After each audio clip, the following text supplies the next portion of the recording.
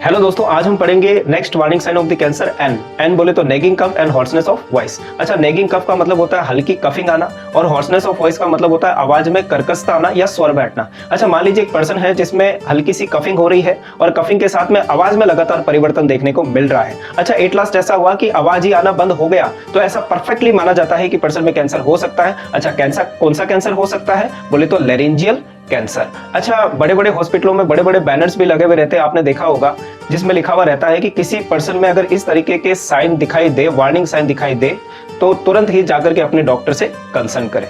क्यों? क्योंकि उसे कैंसर हो सकता है। क्लियर है दोस्तों? आज के लिए बस इतना ही। Thanks to all.